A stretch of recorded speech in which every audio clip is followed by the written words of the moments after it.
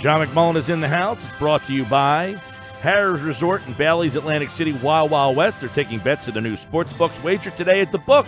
Break up with your bookie. Gambling problem, call 1-800-GAMBLER. All right, John, as obviously the Eagles with a hard-fought win yesterday.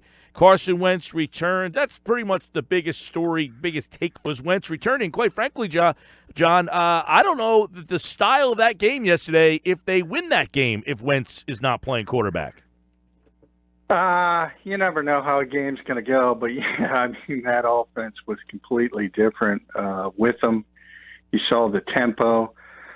You saw him get the football out of his hands. That's one of the big differences between him and Nick Foles, as Nick just holds onto the ball far too long. He's constantly late.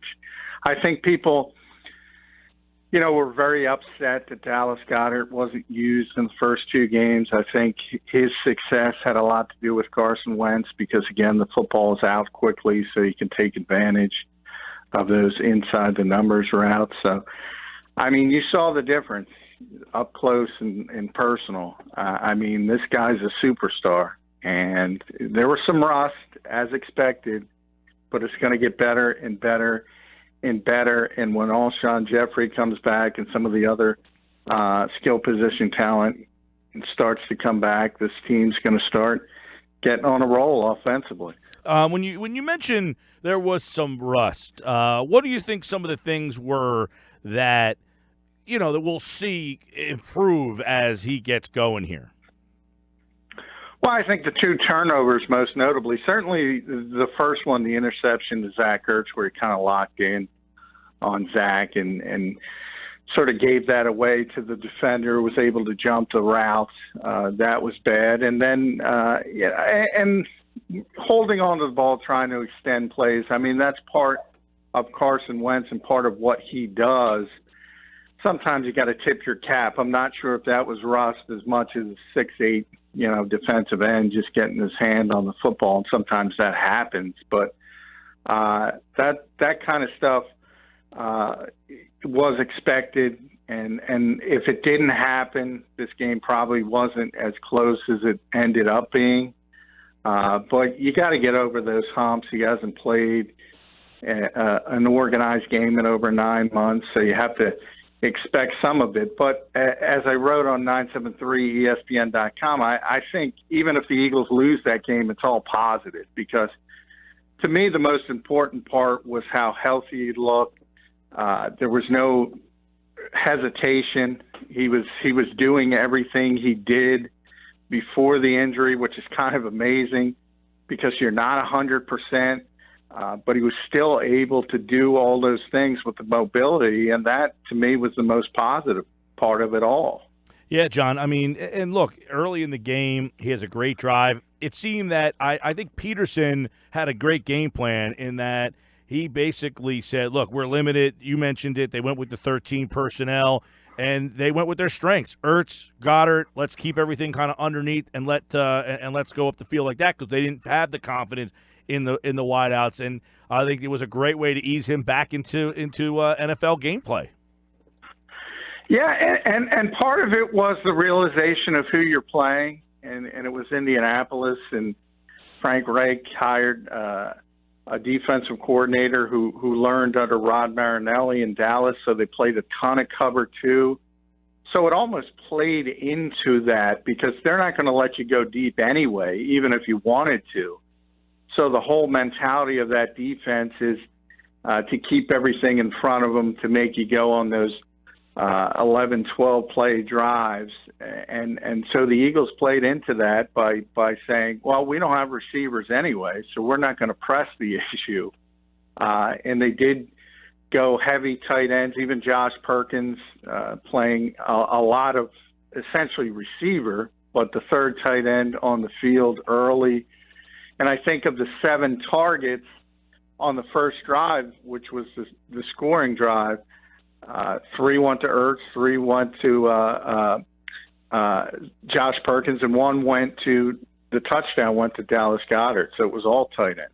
I thought the running backs, Wendell Smallwood had a big day. Clement, I mean, Ryan and I were kind of going back and forth on Friday. He was concerned with a Giant Sproles out. I said, not so much for me because these two guys, they're talented. I mean, you see Clement, but I thought Smallwood maybe had, other than one other game, I think against Pittsburgh, like a year or so ago, where he got a lot of carries. He had or maybe it was Atlanta early in his first year or something like that. But I thought yesterday was maybe his most complete game. Yeah, I mean, Wendell has always ran the football pretty well when he's gotten opportunities. His issues have always been staying on the field, staying healthy. And those have been significant issues and the reason that he was buried for a while. And he's got to take advantage of his opportunities, and he did. I don't think – I agree with you. I don't think there is a huge drop-off from Jay Ajayi and Darren Sproles to Corey Clement and Wendell Smallwood, whereas there is a huge drop-off, say, from Alshon Jeffrey to the Kamar Akins or even the Jordan Matthews of the world. That's a big drop-off. I don't think the drop-off is nearly as steep at the running back position. So, John, I want to stay in the backfield with you. What did you see from Corey Clement yesterday? Because yesterday was the first time that Eagles fans and all of us really got to see him in that number one running back role, getting the majority of the carries from start to finish. So what did you think of his performance yesterday? And should his role continue to expand even when Ajayi and Sproles come back? Well, I think he was effective. It wasn't great. It wasn't bad. It was bad as a punt returner. I don't want to see him as a punt returner ever again. And the Eagles kind of lucked out from that standpoint. He had trouble with 3 different punts, and he should have lost the one, but the Eagles were able to come back up with it. But so that part of it, I want to see Darren Sproles back to be the punt returner. But as a running back, he was effective, and it again, there's not a huge drop off to me from Corey Clement to Jay Ajayi.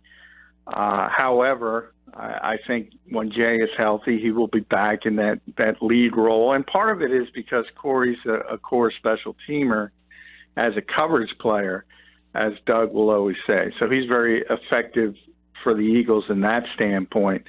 And any time you get so much work in the offense, that's going to affect you on special teams. So for the short run, I think Corey goes back to his typical third guy in the committee role when Darren and Jay are healthy and ready to go. And as I've stated a lot, 2019, I think he takes over because I don't think Jay Ajayi is going to be back. But he was effective, and again, there's not much of a drop-off when the Eagles do have to go to Corey Clement, Wendell Smallwood, and even Josh Adams was effective.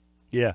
And you know, we kind of insinuated this on Friday's show. I kind of mentioned plug and play. And I'm not to suggest that you could just plug any stiff off the street. You know, there are more talented backs. I mean, that's obvious. But I think these guys are all similar in talent in terms of Adams is not a huge drop-off from Ajayi. And that's not a knock on Ajayi. He's great. But Adams, I think, is a guy that probably could be pretty darn good if he was given an opportunity. You see it all around the league. Running backs come in and just, you know, and I think the Eagles are – they're in a unique situation where you just said it. Yeah, Jay's going to come back, and then Corey's going to go back to the third spot. But a guy like Wendell, I mean, he's not going to really have a role. And here's a guy who had a big role yesterday.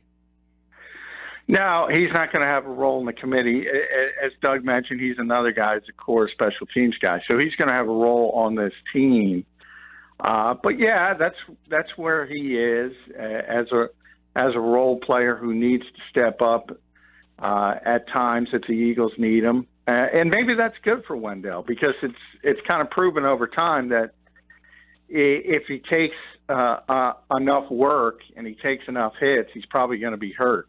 So I don't know if he's the one guy you look at and say he could be a serious part of the committee because, you know, history says if he takes too much traffic, he's probably going to tweak a hamstring or something, and then he's going to be on the sideline. John, red zone defense, it's been their staple. Ryan was saying he's a little concerned about the yards they get in between. And I was like, that's what they do, man.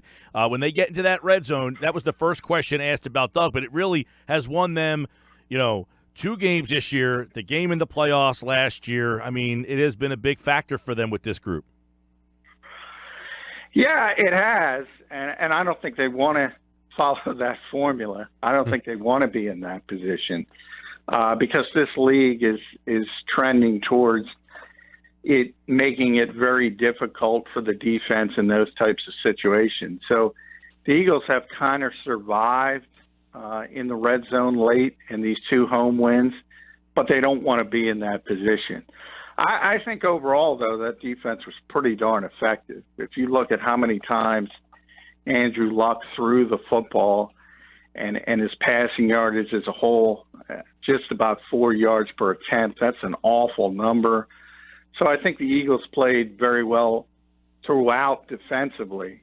I just think those turnovers on the short field, and by the way, you got to put that in the defensive category as well. That could have been 14 points there, and they held them to field goals both times on short field. So Doug kind of said as today, as they've struggled with the injuries, now getting Carson back for the first game, the defense has kind of had to carry things early. And when had played well in the 2 games they won, when they didn't play as well on the road in Tampa, they lost. At some point, you want the offense to catch up. I think it ultimately will, but it's going to take some time. John, what's the most encouraging takeaway through 3 games that you have with this Eagles team? Well, Carson's back. I mean, I was joking with Josh. I just got somebody's trying, and I'm laughing out loud. Somebody's trying to compare Mitchell Trubisky's first whatever starts with Carson Wentz's first starts. And I said, oh, boy, this guy wants to go down that route. I mean, this is a superstar quarterback, a top 5 quarterback in this league. And, you know, if he stays healthy, you're going to have that for 10 years. And we all know if you have one of those guys, you're going to win a lot of football games. And as I said, for all the Nick Foles fans, just honor Nick Foles for his run in the playoffs. Talk about him as an icon in this franchise. But if you can't see the difference between those 2 quarterbacks, I don't know what to tell you. This guy has everything you need to be in a superstar in this league, and he's back. So that is the most positive part of it. I'll tell you this, John. You know, I talked about this Friday. I said very few times do you say you won the game because of Nick Foles, but most of the time you'll say you won the game because of Carson Wentz. And you can make the argument yesterday that you won the game because of Carson Wentz. He made a couple of plays that most guys don't make. It was an ugly win. You didn't put up a lot of points, but the points you did put up, that guy was special yesterday after not playing for that long. That's the difference right there. And the Eagles have, I think, sometimes, John, it's hard for fans to come to grips with the fact that guy plays on your team. When you have Michael Jordan, it's hard to admit, Michael Jordan plays for us, you know, and the Eagles have the guy who would have been the MVP of the league, and he plays on your team. Sometimes it's hard to acknowledge that. Yeah, I think there is. There's that mentality that Philadelphia obviously had not won so long, and Tommy McDonald passed away earlier this morning. I mean, that was the 1960 team, and they had not won since that team until last year. So I think there is sort of that mentality of Philadelphia doesn't get nice things and the refusal to believe it. Well, you got a nice thing. You finally got a nice thing. Right, and some people want to trade it in for the mediocre thing because that's what they're used to. It's like, I don't feel like paying this high car payment. I'll take the mediocre car. Yeah, it's amazing to me. It really is. You can imagine trying to play all that 12 and 13 personnel with Nick Foles throwing the football, and again, not throwing it on time and holding on to it, not getting the football out. It would have been like pulling teeth yesterday. Not saying the Eagles couldn't have won the game, but it would have been even uglier from an offensive standpoint. And you don't have the off-schedule offense. I talk about it all the time. And this league is very difficult to be good consistently if you just have everything that has to be structured, and you don't have a quarterback that can make something out of nothing. The Eagles now have that quarterback back, and he looks far ahead of where anyone expected him to be. Yeah. Because we constantly talk about the 12 to 15-month period before he will be back to the pre-surgery Carson Wentz. Couldn't really tell from a mobility standpoint. Real quick, Alshon, latest there. Still not cleared for contact, so it's not Wednesday, though, when practice begins for Tennessee. This has been the week. Ultimately, I think Wednesday you're going to hear he's cleared, and I think he's going to play week 4.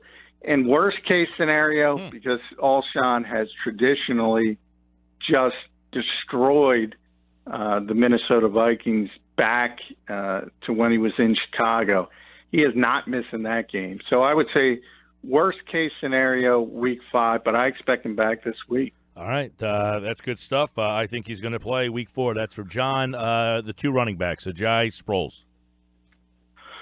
Well, Doug expects them both back at practice this week, and we'll have a better handle on that Wednesday as well.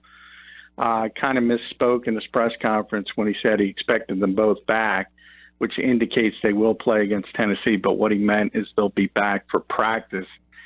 And then they'll sort of gauge where they are. Again, I don't think that's as important as getting Alshon back, because I don't think the chasm between the other options is nearly as big.